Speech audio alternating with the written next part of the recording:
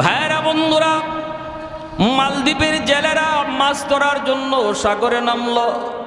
হঠাৎ করে নজর, কাঠের উপরে একটা বালক সাগরে ভাসতেছে। আল্লাহ তারে কুদরতে বাঁচিয়ে নিছেন।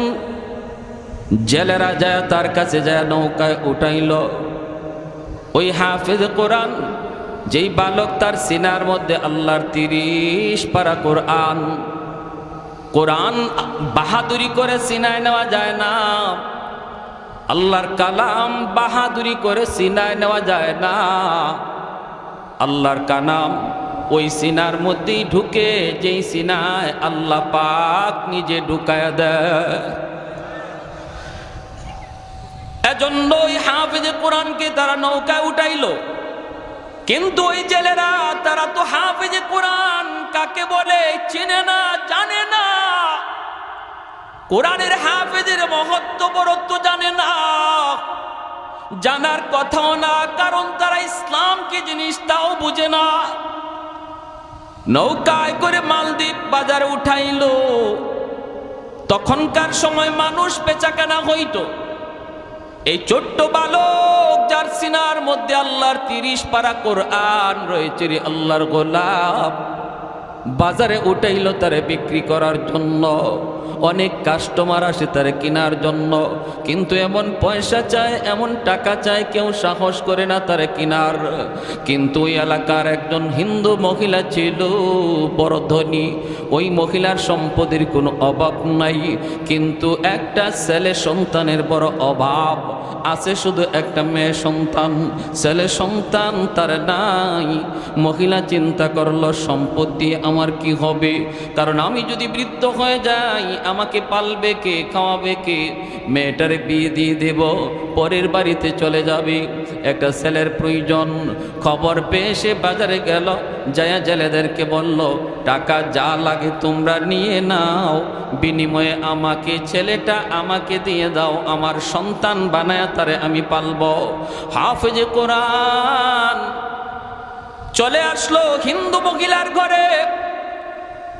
দিন যায় রাত যায়, মহিলাকে মা কয়া ডাকে, বোনটা তারে ভাইয়া কয়।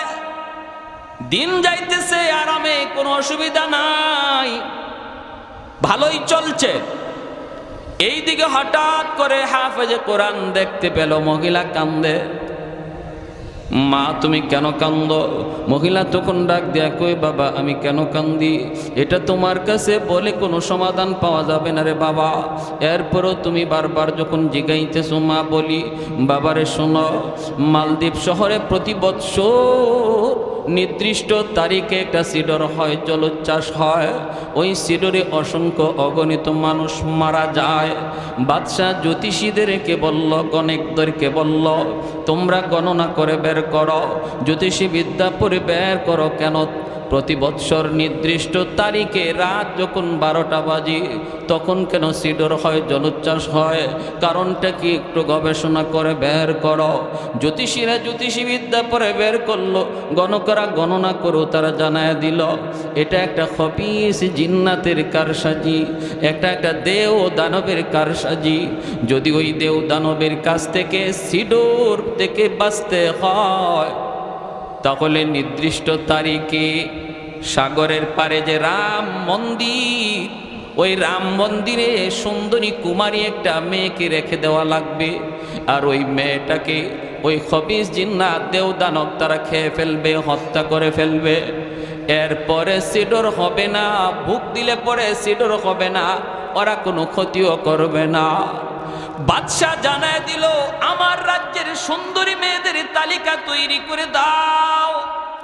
প্রতি বছর লটারি হয়, এই বছর লটারিতে আমার একমাত্র মেয়ে, যে তোমাকে ভাইয়া কয়, আমার মেয়েটার নাম উঠে গেছে।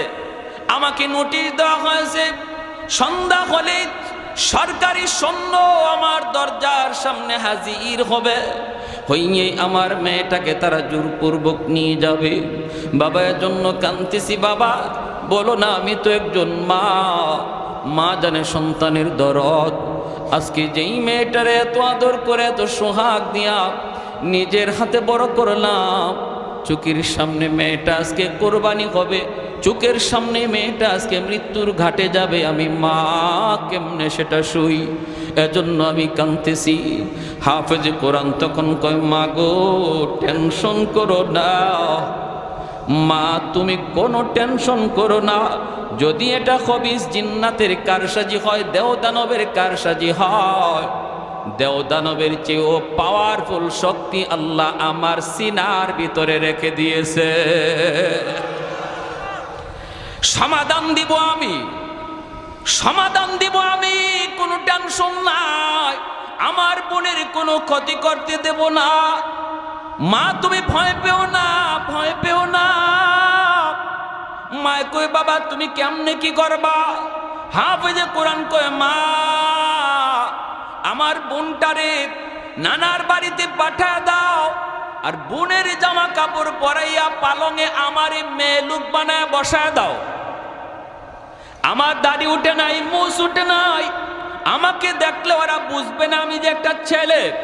মেয়ে লোকের পোশাক পরে যদি আমি বসা থাকি, আমাকে ওরা মেয়ে লোক মনে করে নিয়ে যাবে। নিয়ে যাক, তারপরে যা হয় আমি সেটা বুঝবো। মা তখন কান্দে, না রে বাবা না, বড় আশা করে তোমাকে এনেছি, না তোমাকে আমি হাতছাড়া করতে পারবো না। তুমি যদি চলে যাও, তোমার যদি কোনো ক্ষতি হয়, আমি মা কাকে নিয়ে স্বপ্ন দেখব, কাকে নিয়ে আমি বাঁচব? মা যেতে দেয় না, মা প্রস্তাবে রাজি হয় না। কিন্তু হাফেজ কোরআন কয়, মা গো কেন তুমি টেনশন করো গো মা? আমি কথা দিলাম আমার বিন্দু পরিমাণ কোনো ক্ষতি হবে না, হতে পারেই না, কারণ আল্লাহর 30 পারা কোরআন আমার সিনা। উলফত মে বরাবর কে ওফা হো কে জফা হো,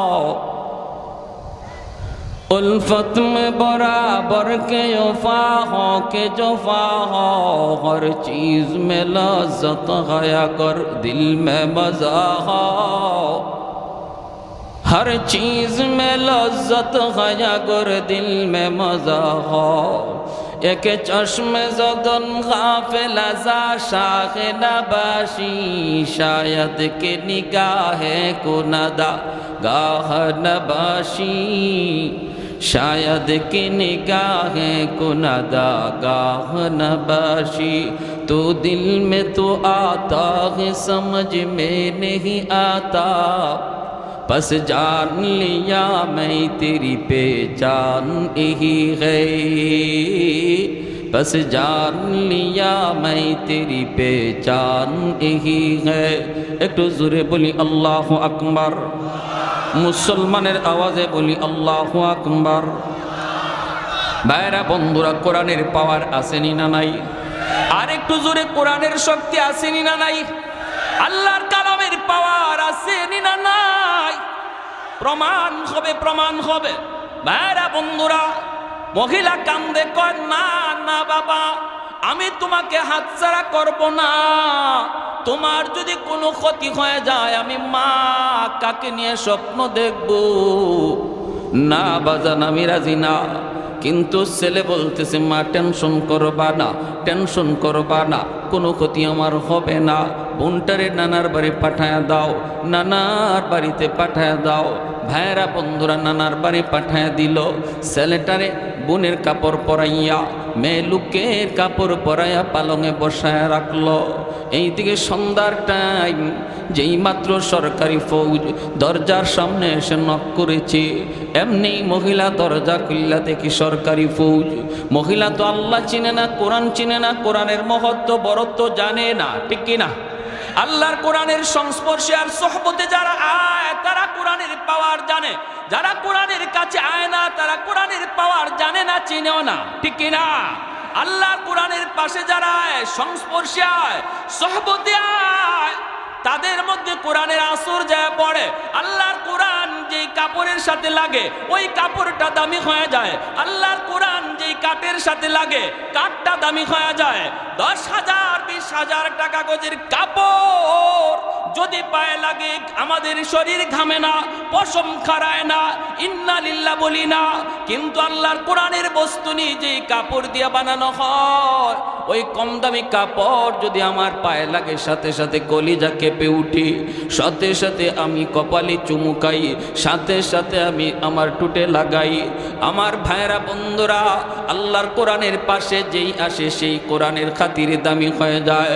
অতএব কোরআনের মধ্যে কি আছে না আছে যদি জানতে হয়, আলেমদের কাছে আসা লাগবে, মাদ্রাসায় আসা যাওয়া করা লাগবে, কোরআন পড়া লাগবে, কোরআন পড়নেওয়ালাদের কাছাকাছি আসা লাগবে, ঠিক কিনা?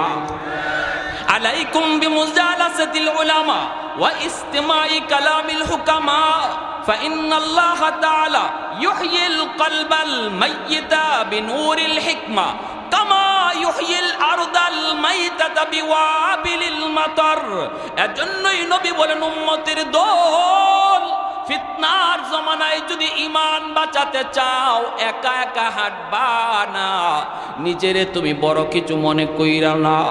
যদি দৌলতে ঈমান ফিতনার জমানায় তোমার বাঁচাইতে হয়, আমি নবী ভবিষ্যৎবাণী করে গেলাম, আমার উম্মতের উলামায়ে কেরামের সাথে মিলেমিশে থাকবা। উলামায়ে কেরামের সাথে যাদের সম্পর্ক থাকবে, নবীর হাদিসের ভাষায় তার ঈমান হেফাজত থাকবে। আর যারা বলবে যে আলেম উলামা লাগবে না, আমি কি কম বুঝি? বাংলায় কোরআন বের হয়ে গেছে, তফসির বাংলায় বের হয়ে গেছে, এখন ইমাম সাহেব কেন লাগবে, মাদ্রাসা কেন লাগবে? বুঝবেন খুব কম দিনের ভিতরে ওই শয়তান তার দলে নিয়ে যাবে। ভাই, যদি আপনি আলেম উলামার সাথে সম্পর্ক রাখেন, ইমানের ডাকাত যে আপনার লেবাস পরে, ইসলামী লেবাস পরে আসছে আপনার ইমান ডাকাতি করার জন্য, আপনি তারে চিনবেন না। উলামায়ে কেরামের কাছে রাডার আছে, রাডার। ওই রাডার দিয়ে উলামায়ে কেরাম চিনবে সে ইসলামের বন্ধু নাকি দুশ্মন, সে চিনায়া দিবে। যখনই আপনারে বলবে এভাবে হয় না, এভাবে করলে হয়, এভাবে নামাজ হয় না, এভাবে পড়লে নামাজ হয়, এভাবে জানাজা হয় না, এভাবে পড়লে জানাজা হয়, এভাবে জুম্মা হয় না, এভাবে পড়লে জুম্মা হয়, যত যা কিছু আপনারে বলবে, কখন বলবে? যখন দেখবে আপনি একা একা হাঁটেন, নিজেরও অনেক বড় পণ্ডিত মনে করেন, নিজেই কোরআন পড়েন, কোনো আলেমের কাছে যান না, তখনই আপনাকে সেই কথাগুলা বলবে। আর যখনই দেখবে আপনার সম্পর্ক ইমাম সাহেবের সাথে, সম্পর্ক মাদ্রাসার সাথে, সম্পর্ক মুফতি মুহাদ্দিসের সাথে, তখন আপনার ধারে কাছেও আসবে না। এটাই আমার নবী বলে গেছে, এই কথাটাই আল্লাহর নবী বলে গেছে। সাবধান, সাবধান, আল্লাহর দোহাই। আপনি বাংলা পড়তেছেন, কোরআন পড়তেছেন, আমি নিষেধ করি না, পড়েন, কিন্তু পড়ার পরেও বোঝাটা বুঝতে হবে একজন আলেমের কাছ থেকে, ঠিক কিনা ভাই? পড়ার পরেও চূড়ান্ত বুঝটা নিতে হবে একজন আলেমের কাছ থেকে, জান্নাওয়ালা আলেমের কাছ থেকে। আজকের সমাজে আমাদের অনেক মুসলমান ভাই এই ব্যাপারে পথভ্রষ্ট হয়ে যাচ্ছে, গোমরা হয়ে যাচ্ছে, আলেমদের সাথে তার অন্তরে বিদ্বেষ জন্ম নিচ্ছে। আমার ভাইরা বন্ধুরা, হাফেজে কোরআন যতই মহিলাকে বুঝায়, মহিলা তো বুঝ মানতে রাজি না। দরজা খোলার পর যখনই দেখলো সরকারি ফৌজ, সাথে সাথে কয় রাম রাম রাম। আসেনি না? নাই? হ্যাঁ, ভয় পাইলেই কয় রাম রাম রাম। হাফিজ কোরআন মনে মনে কয়, মারে তোমার রামে বাঁচাইতো না, বাঁচাইবে আমার আল্লাহ, ঠিক কি?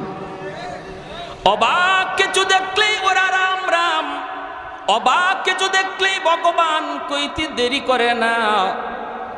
কিন্তু বাইরা ইসলাম এটা বলে না। বটগাছ কোনোদিন দেবতা হতে পারে না, গঙ্গা কোনোদিন দেবতা হতে পারে না, তুলসী গাছ কোনোদিন দেবতা হতে পারে না, গাভী কোনোদিন দেবতা হতে পারে না। অবাক কিছু দেখলেই যদি খোদা মনে করো, এজন্যই তো 33 কোটি দেবতা হইছে। কাবা শরীফে ছিল মাত্র 360টা দেবতা, এরপরে যা দেখে ইডেরই খোদা কয়, কইতে কইতে 33 কোটি, ঠিক না? উসমান হারুনি আল্লাহর বহুত বড় ওলি, আল্লাহর বহুত বড় ওলি উসমান হারুনি খাজা মঈনুদ্দিন চিশতি রহমতুল্লাহি আলাইহির উস্তাদ।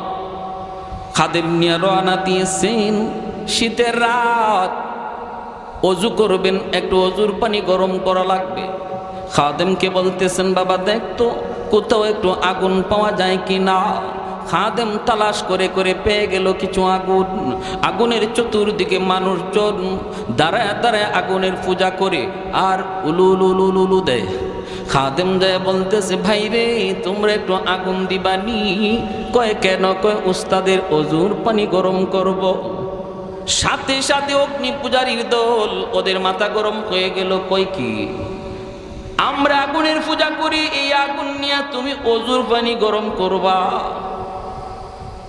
ভাগো মিয়া।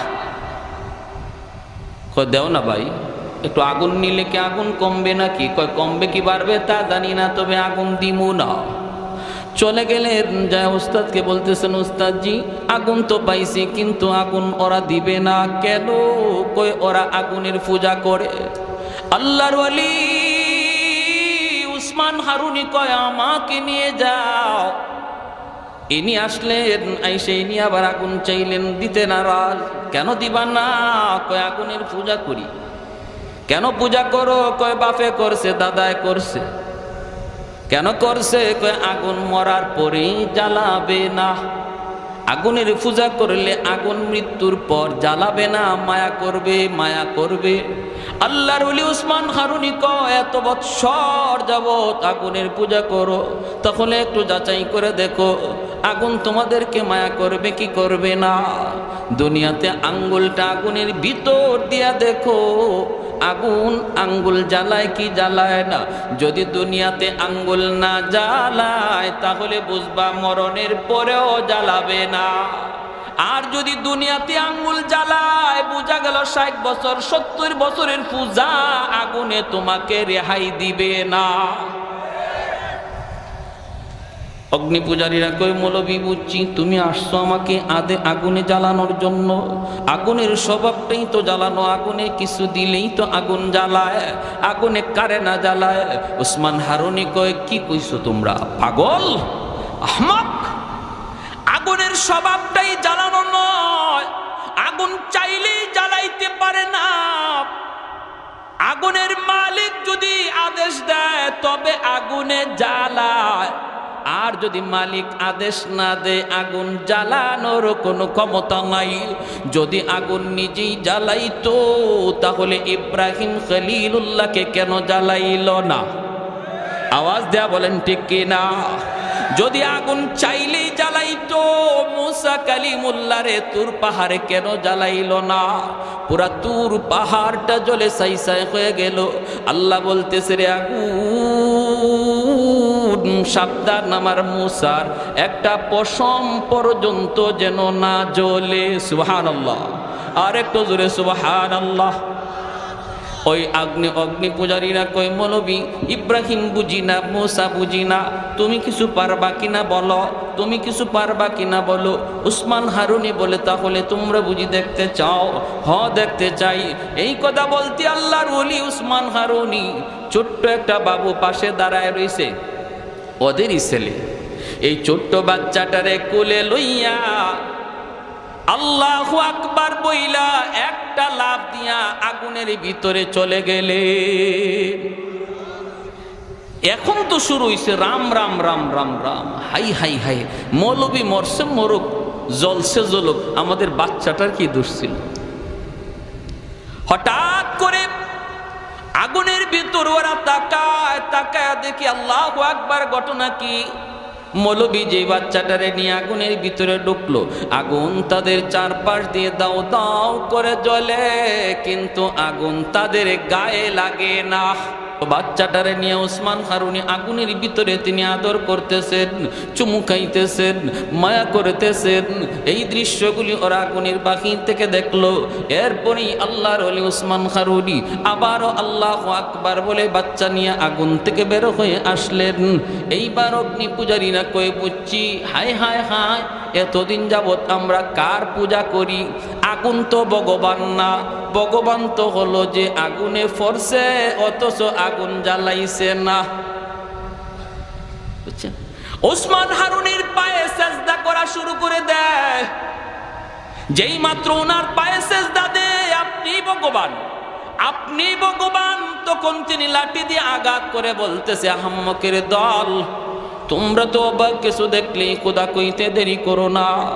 আরে এটা আমার কোনো কেরামতি নয়, আগুনে আমারে জ্বালাইছেন, এটা আমার কোনো বাহাদুরি নয়। আগুনের মালিকের উপর আমি বিশ্বাস করেছি, তোমরাও যদি আগুনের মালিকের উপর বিশ্বাস করো, ঈমান আনো, আগুন তোমাদেরকেও জ্বালাবে না। সাথে সাথে ওরা কালেমা পড়ে মুসলমান হয়ে যায়। मैं तालिब मौला हूँ मेरे इश्क निराला, मैं तालिब मौला हूँ मेरे इश्क निराला, है जुमला जहाँ जिनके तजल्ली से उजाला, है जुमला जहाँ जिनके तजल्ली से उजाला, मदरुद जहाँ गैर खुदा यार नदारम, जुजियात खुदा ही चदिगर कार नदारम, जुजियात खुदा ही चदिगर कार नदारम। একটু জোরে বলি আল্লাহু আকবার। এজন্যই মহিলা যেই মাত্র রাম রাম কয়ে, হাফেজে কোরআন কয়ে, মা নীরব, চুপ থাকো। সরকারি ফৌজগুলি ভিতরে ঢুকছে, ডুইকা ওরা দরজার দিকে তাকাইছে, খাটের উপরে বসা আছে এত সুন্দরী একটা মেয়ে। বলুন তো আপনারা মেয়ে না ছেলে? চেহারার মধ্যে মুছ নাই, দাড়ি নাই, কম বয়সে হাফেজে কোরআন বাংলাদেশে আসেনি না নাই? শুধু আছে তা নয়, বিশ্ব মানচিত্রে যে কয়জন বাংলাদেশের নাম দুনিয়া জুড়ে উজালা করেছে, সবাই কম বয়সের, এখনো দাড়ি মুস্তাদের উঠে নাই, ঠিক কিনা? বাংলাদেশের নাম সুনাম যারা বয়ে আনলু, তারাই হলো কোরআনের পাখি, এদেশের সম্পদ, ঠিক কিনা? দুর্ভাগ্য দুর্ভাগ্য আমাদের কপাল পুরলো, যাদের খাতিরে দেশ বাংলার জমিনে মানচিত্রে পরিচিত হলো, আজকে তাদের কদর আমাদের সমাজে আর দেশে হয় না। আহা ভাইরা আমার, ওরাই নিজেরাই কয়, হায় হায় এত সুন্দর মেয়ে, এত সুন্দর মেয়ে তো কোনোদিন দেখি নাই, হায় রে এত সুন্দর মেয়েটারে আজকে আমরা বলি দিব। সুন্দর তো হবেই, কারণ দেশ হলো নবীর দেশ, নবীর দেশে যার জন্ম, চেহারা তো সুন্দর হবেই।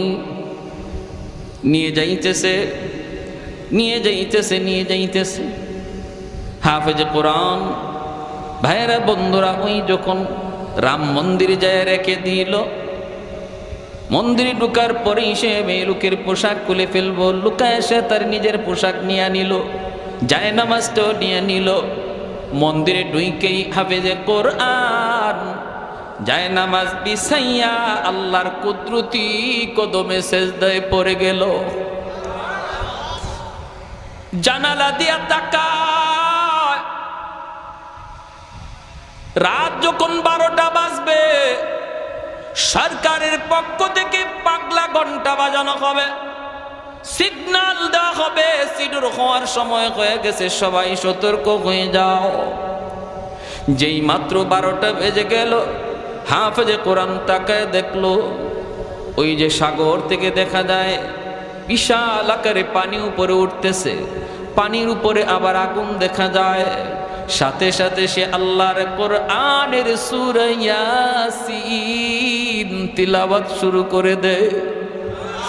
তিলাওয়াত শুরু করে আর কয়, মালিক আজকে প্রমাণ হবে দেওদানবের পাওয়ার বেশি নাকি তোমার কোরআনের পাওয়ার বেশি। আজকে প্রমাণ হবে সিডরের পাওয়ার বেশি নাকি তোমার কোরআনের সূরা ইয়াসিনের পাওয়ার বেশি। বাইরা বন্ধুরা, যেই মাত্র পানিটা আসতেছে দানবের রূপ ধারণ করে, সাথে সাথে সূরা ইয়াসিন পড়ে সে একটা ফু দিল। ফু দেওয়া মাত্রই আল্লাহ পাক রব্বুল আলামিন ওই সূরা ইয়াসিনকে অ্যাটম বোমার মতো শক্তিশালী বানায়া পাহাড়ের মতো উঁচু হওয়া পানির মোকাবেলায় আল্লাহ পাঠায় দিলেন। আল্লাহু আকবার, জোরে বলেন। পানির মোকাবেলায় আল্লাহ পাক পাঠায় দিলেন। ভাইরা বন্ধুরা, আল্লাহর কালামের আসর আসেনি না নাই? আল্লাহর কালামের আয়াতের আসর আসেনি না নাই? বিবারিয়ার হুজুর রাহিমাহুল্লাহ, ফখরে বাঙ্গাল রাহিমাহুল্লাহ, ওনাকে একদিন এক নাস্তিক কয়, হুজুর হুজুর মানুষ আই আপনাদেরকে কয়, হুজুর একটু ফু দেন, ফু দেন, ফু দেন। এই যে ফু দেন, একটা বাতাস ছাড়লেন, এটা কি হইল? এভাবে মানুষদেরকে আপনারা ধোঁকা দিয়ে আর কতদিন চলবেন?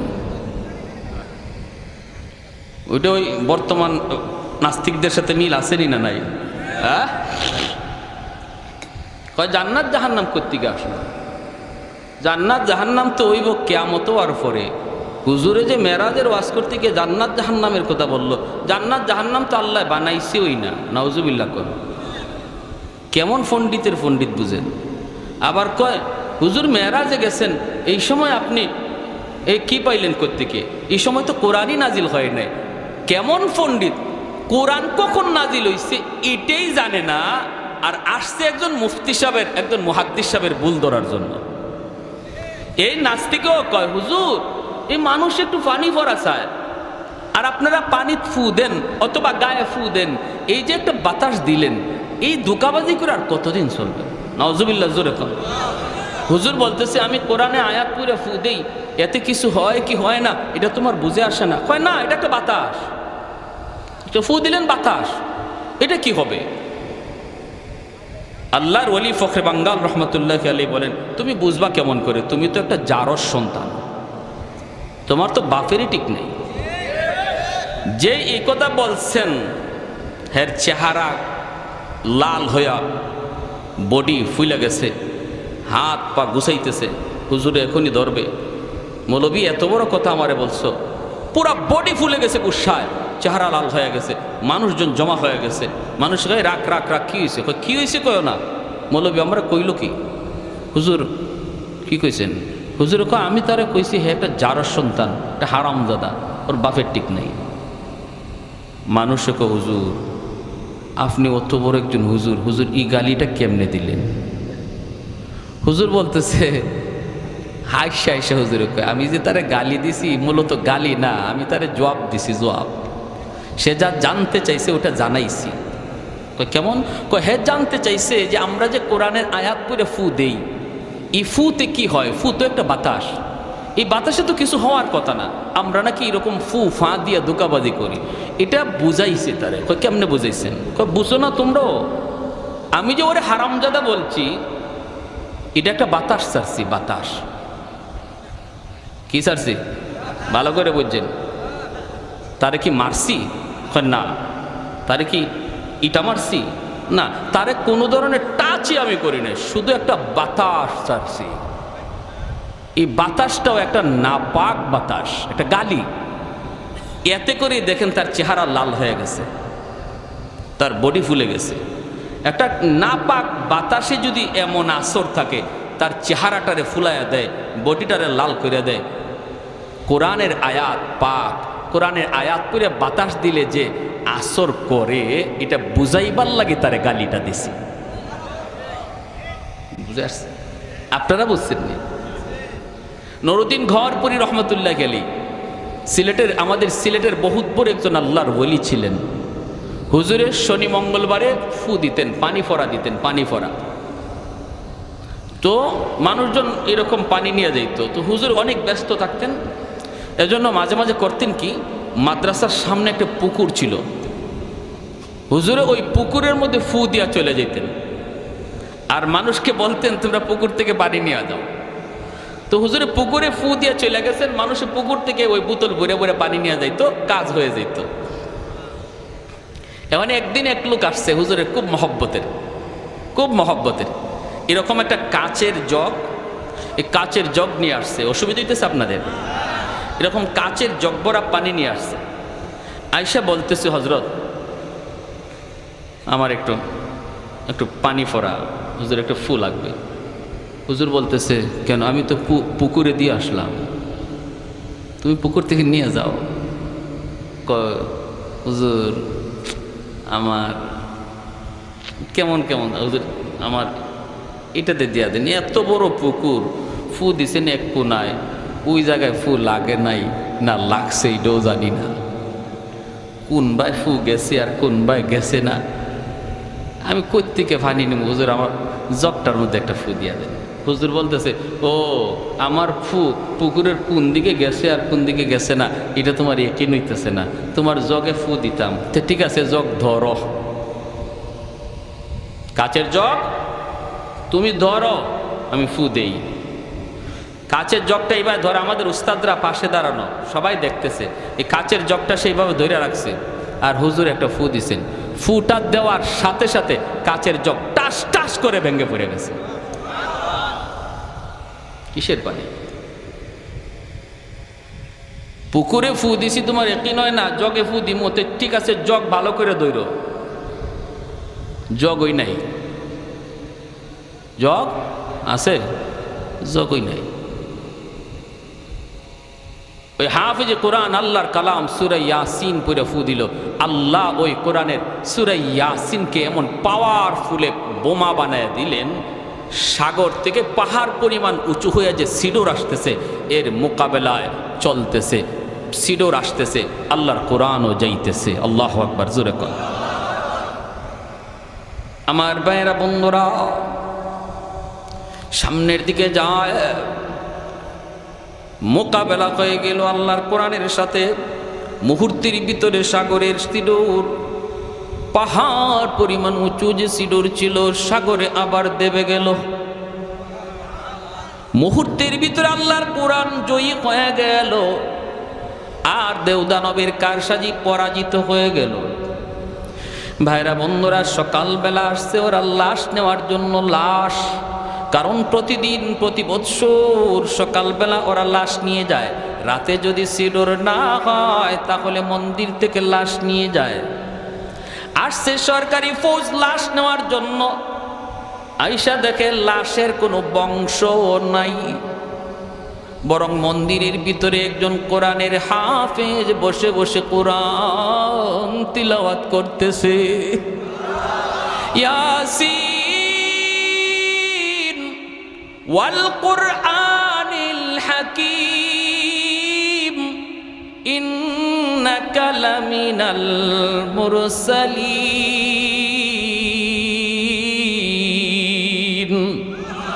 আল্লাহর কোরআন পড়তেছে। সরকারি ফৌজরা ইসা কয়ে, কি রে বেটা, তুমি এখানে কি করো? লাশ কোথায়? হাফেজ সাহেব কয়ে, লাশ কোথায় পাইবা?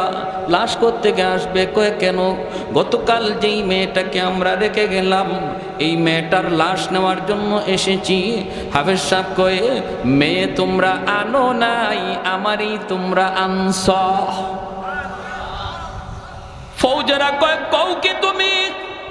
বলে, হ্যাঁ, আমাকে তোমরা নিয়ে আসছো। আমার বোনকে নানার বাড়ি পাঠা দিছি। যারে তোমরা মনে করো মেয়ে, সে তো নানার বাড়িতে পিঠা খায়, আর আমি তো আমার বোনের জামা কাপড় পরে বসেছিলাম। আমাকে মেয়ে লোক মনে করে তোমরা নিয়ে আসছো। কই, তাহলে সিডোর যে হলো না, তুমি যে মরলা না, ঘটনা কি? হাফেজ সাহেব কয়ে, তোমরা কি মনে করো গো? তোমরা তো আল্লাহকে চেনো না, আল্লাহর কালাম কত পাওয়ারফুল তাও জানো না। ওই যে সিডোর তোমরা দেখো, দেওদানবের পাওয়ার তোমরা দেখো, এর চেয়ে হাজার লক্ষ গুণ পাওয়ার আল্লাহ আমার সিনার ভিতরে জমা রাখছে। সিডোর সিডোরের মতো করে উঠছে। আমি শুধু আমার মালিকের সূরা ইয়াসিন, আল্লাহর কালামের সূরা ইয়াসিন, যেই সূরা কোরআনের হৃৎপিণ্ড, ওই সূরা পড়ে শুধু একটা ফু দিয়েছি। যেখান থেকে পানি উঠছিল সেখানেই দেবে গেছে। কও কি তুমি? বলে, হ্যাঁ, এটা আল্লাহর কোরআনের পাওয়ার, আল্লাহর কোরআনের পাওয়ার। সাথে সাথে তারা বাদশারে জানায় দিল। বাদশাহ অবাক হয়ে গেল। বাদশাহ মন্ত্রী পরিষদ নিয়া হাফেজ সাহেবের সামনে এসে হাজির হয়ে বলতেছে, রে হাফেজে কোরআন, ও বাবা, তুমি এটা কি শোনাইছো, কি বলছো? আমরা তো কোরআন বুঝি না, কোরআনের মহত্ব জানি না। বাবা, আগামী বছর এই তারিখে আবার তোমাকে আমরা মন্দিরে রাখবো, আবারও তোমাকে মন্দিরে রাখবো। আমরা নদী সাগরের পারে দাঁড়ায় দাঁড়ায় দৃশ্যগুলি দেখব। নিজের চোখে আমি দেখবো রে বাবা, নিজের চোখে দেখবো আল্লাহর কোরআনের পাওয়ার নিজের চোখে দেখব। যদি এমনই হয় আমি বাদশাহ কথা দিলাম জনগণ সহ একদিনে কালেমা পড়ে মুসলমান হয়ে যাব। আমার ভাইরা বন্ধুরা, পরের বছর হাফেজে কোরআনকে আবার মন্দিরে রেখে দেওয়া হয়। নির্ধারিত তারিখে রাত যখন 12টা বাজে মন্ত্রী পরিষদ লয়া বাদশাহ সাগরের পারে দাঁড়ানো, ঠিকই সিডর উঠতেছে আল্লাহর কালাম পইরা হাফেজে কোরআন মন্দির থেকে ফু দিছে। বাদশাহ একবার সাগরের দিকে তাকায়, আরেকবার মন্দিরের দিকে তাকায়, একবার সাগরের দিকে তাকায়, আবার মন্দিরের দিকে তাকায়। হঠাৎ করে দেখে মন্দির থেকে পাওয়ারফুল একটা আগুনের লোক্কা সাগরের দিকে যাইতেছে। যেই পানিটা এত উঁচা হয়ে উঠলো, ওই পানিতে যায় আঘাত করা মাত্রই পানি আবার সাগরে দেবে গেল। বাদশার সাথে সাথে এসে বলতেছে, রে বাবা হাত বাড়ায় দে, এতদিন পর্যন্ত অন্ধকার ধর্মে ছিলাম, সত্য ধর্মের সন্ধান পাই নাই, আল্লাহর কোরআন চিনি নাই, কোরআন চিনি নাই, কোরআনের মালিককেও চিনি নাই। আজকে তোমার হাতে হাত রেখে মন্ত্রী পরিষদ সহ কালেমা পড়ে মুসলমান হলাম। একদিনে মালদ্বীপের সমস্ত জনগণ একজন হাফেজ কোরআনের হাতে হাত রেখে সবাই কালেমা পড়ে মুসলমান হয়ে যায়। ইসলামের এত বড় অবদান কোরআনওয়ালাদের, হাফেজে কোরআনদের। কিয়ামতের ময়দানে আল্লাহ পাক রব্বুল আলামিন যখন একজন কোরআনের পাখিকে বলবে যাও জান্নাতে যাও, কেমনে বলবে জানবেন? পর্দার আড়ালে আনবে আল্লাহ। আল্লাহ পাক পর্দার আড়ালে আনবে একজন আলেমকে, একজন হাফেজে কোরআনকে। আইন আল্লাহ বলবে, তুমি এই গুনাহটা কেন করেছিলা? ইয়া মাশারাল উলামা ইন্নী লাম আদা ফীকুম ইলমি লিউআযিবাকুম। আমি আল্লাহ তোমাকে কোরআন দেই নাই জাহান্নামের আগুনে জ্বালানোর জন্য। কেন তুমি এই অন্যায় করেছো? কেন তুমি এই অপরাধ করেছো? তখন পর্দার আড়ালি হাফেজে কোরআন আলেমে দ্বীন তখন বলবে, আল্লাহ ভুল হয়ে গেছে, শয়তানের দোকায় পড়ে ভুল করে ফেলেছি। আল্লাহ পাক তখন বলবে, নেও আমি তোমাকে পর্দার ভিতরেই তোমাকে মাফ করে দিলাম। তোমাকে জিজ্ঞেস করলাম কেন ভুল করেছো, এই জিজ্ঞেস করাটাও হাসরবাসী কাউকে আল্লাহ দেখাবে না। ইযহাবু ফাকাদ গাফারতু লাকুম ওয়ালা উবালি। যাও তুমি জান্নাতে যাও, আমার কোরআনের ইজ্জতের খাতিরে কোনো পরোয়া আমি কারো করলাম না। তখনই সে কইব, আমি আমার আব্বা আম্মা ছাড়া জান্নাতে যাইব না। সুবহানাল্লাহ, আরো আস্তে কম। আল্লাহ পাক বলবে, যাও জাহান্নামের ভিতর থেকে তার বাপ মাকে নিয়ে আসো। ফেরেশতারা জাহান্নামের ভিতরে যায় তার বাপ মাকে ডাক দিবে।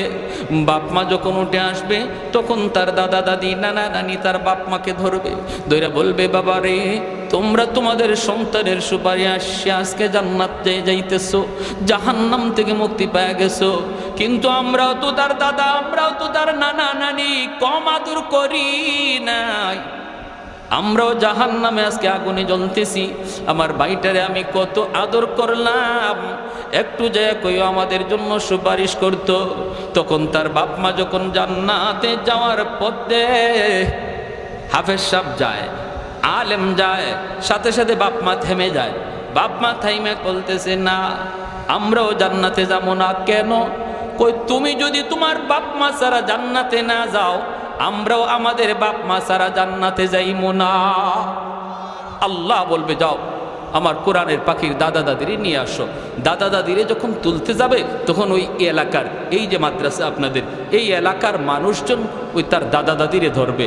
বাইরে তোমরা যে আজকে বের হইতেছ ভালো কথা, কিন্তু আমরা তো ওই এলাকার মানুষ, যেই এলাকার মাদ্রাসায় তোমাদের নাতিটা হাফেজ হয়েছে, আলেম হয়েছে, আমরা ওই এলাকার মানুষ, আমরা মাদ্রাসার দিকে নজর করছি, তার থাকার ব্যবস্থা করছি, তার খাওয়ার ব্যবস্থা করছি। আজকে আমরা কিছু মানুষ জাহান্নামে আটকে গেছি, তোমরা একটু যায় কইও তারে সুপারিশ করতো। তখন এই দাদা দাদি আইসা যখন এই মানুষগুলার কথা শোনাবে, কোরআনের হাফেজ আলেমে দ্বীন বলবে, আল্লাহ ওই মানুষগুলার সাহায্য না পেলে আমি তোমার কোরআন সিনায় নিতে পারতাম না। আল্লাহ তারা আমার থাকার জায়গা করে দিছে, আমার খাওয়ার ব্যবস্থা করে দিছে, আল্লাহ আমি তাদেরকে সাথে চাই। তখন আল্লাহ ফেরেশতাদেরকে বলবে, ওই মানুষগুলাকে জাহান্নাম থেকে আইনা দুইটা সারিতে দাঁড় করাও, আর মাঝখান দিয়ে আমার কোরআনের পাখিরে সারো। দেখি আমি আল্লাহ তারে কতজনে চিনে আর সে কতজনকে চিনে। তখন মাঝখান দিয়ে সারা মাত্রই প্রত্যেকে তারে চিনবে। একজনে বলবে, হুজুর আপনি আমারে চিনছেন? আনাল্লাযী সাকাইতুকা মা আ, আমি আপনাকে একদিন এক গ্লাস পানি পান করাইছিলাম। মায়ার নবী হাদিসে এইভাবেই বলছেন। আরেকজনে বলবে, হুজুর আপনি আমাকে চিনছেন? আনাল্লাযী ওয়াহাবতু লাকা ওযুআ, আমি আপনাকে একদিন এক বদনা ওযুর পানি দিছিলাম। মুহাদ্দিসিনে কেরাম হাদিসের ব্যাখ্যায় লিখেন, নবী এই দুই কথা বলে শুধু দুইজনকে বুঝাইলেন না, এইভাবে অসংখ্য মানুষজন সহযোগিতার কথা ইয়াদ করাইয়া দিবে, আর তখন তার ইয়াদ হয়ে যাবে। আল্লাহ বলবেন, আমার কোরআনের পাখির যতজনে চিনতেছে আর সে যতজনকে চিনতেছে সব সহ জান্নাতে দিয়ে দাও। যেরকম সুবহানাল্লাহ। প্যারে হাজিরিন, তাহলে বলুন মাদ্রাসার সহযোগিতা করলে লাভ আসেনি না নাই? একজন ছেলেকে, সন্তানকে, নাতিকে কোরআনের হাফেজ আলেম বানাইলে লাভ আসেনি না নাই? হ্যাঁ, 10 জন মার্কামারা জাহান্নামীরে একজন হাফেজ সুপারিশ করে জান্নাতে নিয়ে যাবে। মা বাবা, দাদা দাদি, নানা নানি, শ্বশুর শাশুড়ি। আরেকজন হইল যেই বাড়ির সে খাইয়া হাফেজ সাহেব হইছে, অথবা যিনি তারে সারা বৎসর খাওয়াইয়া হাফেজে কোরআন বানাইছে, ওই বাড়ির লদিং মাস্টার নি। এই কথাটা আল্লামা কাশ্মীরি রহমতুল্লাহ আলাইহি তার কিতাবে হাদিসের ব্যাখ্যায় লিখছেন। অনেক মুহাদ্দিসিনে কেরাম লিখছেন যে মা বাবা, দাদা দাদি, নানা নানি, শ্বশুর শাশুড়ির সাথে ওই দুজন মানুষও যাবে যারা তারে হাফেজ বানাইছে খাওয়ায়া। প্যারে হাজিরিন, আল্লাহর জান্নাতে হাজারো কোটি মানুষও যদি আল্লাহ পাক জান্নাতে দিয়া দেয়, তবু আল্লাহর জান্নাতের কোনো কমতি হবে না। বরযাত্রী যেভাবে বরের সাথে ঢুকে, এইভাবে মানুষজন আলেমের সাথে জান্নাতে ঢুকবে। সুবহানাল্লাহ। এজন্য পিয়ারে হাজিরিন, লম্বা কোনো কথা না, আমরা অনেক কথা শুনছি শুরু থেকে নিয়ে। আপনাদের এই এলাকার মাদ্রাসা, এই মাদ্রাসা আপনাদের এলাকার জন্য রহমত, আপনাদের জন্য রহমত। মাদ্রাসার একজন ছাত্রকে খাওয়াবো বা মাদ্রাসার একজন উস্তাদকে খাওয়াবো, এটা মনে না করি যে আমি তারে খাওয়াইতেছি, বরং আল্লাহর কোরআন বলে তার উসিলায় আল্লাহ আপনারে খাওয়াইতেছে। মাদ্রাসার একজন ছাত্রের উসিলায় আল্লাহ আমারে খাওয়াইতেছে, আমি তারে খাওয়াইতেছি না। ওয়ানুনাজ্জিলু মিনাল কুরআন মা হুয়া শিফাউন ওয়া রাহমা ওয়া রাহমাতুল লিল মুমিনিন। কোরআন রহমত, মাদ্রাসা রহমত, হাফিজ কোরআন রহমত। যেই ঘরে একজন হাফেজ খায়, এই ঘরে রহমত নাজিল হয়। তার খাতিরে আল্লাহ সবাইরে খাওয়ায়। আর হাজিরিন, এজন্য ছোট ছোট বাচ্চাগুলিকে কদর করি। দেখতেছি আমরা ছোট্ট বাচ্চা, কিন্তু আল্লাহর নবী বলেছেন তার কদর কি পরিমাণ। আসমানের ফেরেশতারা দেখতেছে তার কদর কি পরিমাণ। আমি দেখতেছি ছোট বাচ্চা। এজন্য মাদ্রাসার ছোট বাচ্চাগুলিকে নাম ধরে না বলবো, মৌলভী সাহেব বলবো, মিয়া সাহেব বলবো, তারা একটা সুন্দর নাম ধরে ডাকবো। আর বাচ্চা মানুষ দোষ হবেই, ভুল হবেই, দুষ্টামি করবেই। কারণ শয়তান সবচেয়ে বেশি সময় দেয় একজন মাদ্রাসার ছাত্রের পিছনে। কারণ তার জীবনের সবচেয়ে বড় সফলতা, শয়তানি জীবনে সবচেয়ে বড় সফলতা যদি একজন মাদ্রাসার ছাত্ররে মাদ্রাসার লাইন থেকে আউট করতে পারে। কলেজের ছাত্রের পিছনে শয়তান এত সময় দিবে না, স্কুলের ছাত্রের পিছনে শয়তান এত সময় দিবে না যত সময় দিবে একজন মাদ্রাসার ছাত্রের পিছনে। এজন্য কিছু দুষ্টামি হবেই, কিছু দুষ্টামি করবেই। এগুলো আমরা মায়ার নজরে দেখব, ঠিক কিনা? যদি কোনো দৃষ্টিকটুর কোনো বিষয় আমরা দেখি যার দ্বারা মাদ্রাসার বদনাম হতে পারে, তখন সেটা চায়ের দোকানের সমালোচনা না করে আমরা মাদ্রাসায় এসে যেটা সমাধান হয় এভাবে আমরা বিষয়টা আলোচনা করব। আমি যদি চার দোকানে মাদ্রাসার বদনাম করি, আর আমার বদনাম শুনে একজন মানুষ যদি তার ছেলেকে মাদ্রাসায় ভর্তি করা থেকে বিরত হয়ে যায়, যে মাদ্রাসায় যদি এমনই হয়, পোলারে নিয়ত করছিলাম মাদ্রাসায় পড়াবো আর পড়াবো না, আপনার কথার কারণে যদি একজন বাবা তার সন্তানকে মাদ্রাসায় দেওয়া থেকে ফিরাইয়া নিয়ে নেয়, কিয়ামতের ময়দানে আল্লাহর দরবারে আপনার মতো এত বড় আসামি আর কেউ হবে না, এত বড় আসামি আর কেউ হবে না। এজন্য মাদ্রাসার মহব্বত দিলের ভিতরে তারই আছে যে ছাত্রদেরকে মহব্বত করে, উস্তাদদেরকে ভালোবাসে, মাদ্রাসার প্রতিটা ইটকে ভালোবাসে। যদি কোনো দোষ দেখে সেটা সমাজের মানুষের কাছে সেটা সমালোচনা না করে, অফিসে এসে উস্তাদের কানে কানে সেটাকে শুধরানোর নিয়তে বলে দেয়, বোঝা গেল তার দিলের ভিতরে সত্যিকার অর্থেই মাদ্রাসার মহব্বত রয়েছে। আল্লাহ আমাদের সবাইকে এই বিষয়গুলো বুঝার এবং মানার তৌফিক আল্লাহ সবাইকে দান করুন। পরিশেষে এই মাদ্রাসাকে আল্লাহ কবুল করুন, মাদ্রাসার ছাত্র উস্তাদ সবাইকে আল্লাহ কবুল করুন, মাদ্রাসার কমিটি সহ যারা মাদ্রাসার সহযোগিতা এলাকাবাসী সবাইকে আল্লাহ মাদ্রাসার খাতিরে কবুল করুন। সবাই বলি আমিন। ওয়া আখির দাওয়ানা আনিল হামদুলিল্লাহি রাব্বিল আলামিন। আল্লাহুম্মা ওয়া তারহামনা লানাকুনান্না মিনাল খাসিরিন। রব্বিরহামহুমা কামা রব্বায়ানি সগীরা রব্বিরহামহুমা কামা রব্বায়ানা সগীরা। রব্বুল আলামিন কুদরতি নজরে, মায়ার নজরে একটু তাকায় দেখো গো আল্লাহ, তোমার কতিপয় বান্দারা বসে বসে গভীর রাত পর্যন্ত কোরআনের কথা, আয় আল্লাহ তোমার নবীর কথা, তোমার নবীর নায়েব রাসূলদের কথা শুনতেছে। আমলখানা যদি পছন্দনীয় হয়, এর উসিলায় আমাদের জীবনের সব গুনাহ খাতাগুলি মাফ করিয়া দাও। আল্লাহ যারা হাত বাড়াইছি মালিক, জানি না কার জানি আদরের মা দুনিয়ায় নাই, কার জানি আদরের বাবা দুনিয়ায় নাই। ও মালিক, যার মা নাই সে জানে মা কত বড় নিয়ামত। যাদের মা আছে ঘরে গিয়া আম্মা কইয়া ডাক দেয়, আমার মতো যার মা নাই, মাসকে মাস বছরকে বছর চলে যায়, মা কইয়া ডাক দিতে পারি না। আয় মাওলাই কারীম, এখনো সন্তান যখন বাড়িতে আসার খবর দেয়, দুঃখিনী মা সারা রাত দরজার পাশে দাঁড়ায়া দাঁড়ায়া সন্তানের অপেক্ষা করে, যতক্ষণ পর্যন্ত সন্তান ঘরে না আসে মা ঘুমায় না। এমনও মা যারা আমরা হারাইছি গো আল্লাহ, মেহেরবানি করে সন্তানের হাতের দিকে তাকাইয়া মার কবরখানাকে জান্নাতের বাগান বানায় দাও। হে আল্লাহ, আদরের বাবা, যে বাবা বাড়ি বানায় দিয়া গেল, মাথার উপরে লাইট জ্বলে ফ্যান ঘুরে, বাবা যেই করে শুয়ে আছে, আলো নাই বাতাস নাই। আল্লাহ মা বাবার কবরে জান্নাতি বিছানা বিছায় দিও, মা বাবার কবরে জান্নাতি আলো বাতাসের ব্যবস্থা করে দিও। এই মাদ্রাসার ডাইনে বামে সামনে পিছনে যত মুর্দে গান কবর দেশে শায়িত, আল্লাহ প্রত্যেকের কবরকে মাদ্রাসার খাতিরে তুমি জান্নাতের টুকরা বানায় দিও। আয় মাওলায়ে কারীম, আদরের দাদা দাদি, নানা নানি, শ্বশুর শাশুড়ি, বিবি বাচ্চা, ভাই বোন, আল্লাহ প্রত্যেকের কবরকে জান্নাতের বাগান বানায় দিও। আয় আল্লাহ, যারা জীবিত আছে হায়াতে বরকত দিয়া দিও, বিশেষ করে আমাদের বিবি বাচ্চার হায়াতে বরকত দিও। আল্লাহ সন্তানগুলিকে নেককার দিনদার নামাজি সন্তান বানাও। এই মাদ্রাসায় যে বাচ্চাগুলি মা বাবা দূর দূরান্ত থেকে এখানে কোরআনের মহব্বতে দিয়ে দিছে, অনেক মাদ্রাসায় লইখা দেখি ছোট ছোট বাচ্চা, এই বাচ্চাগুলি এই বয়সে মার কোলে ঘুমাইতো, এই বাচ্চাগুলি বাবার কোলে ঘুমাইতো, মা তাদেরকে গোসল করায় দিত, খানা খাওয়ায় দিত, বিছানা বিছায় দিত।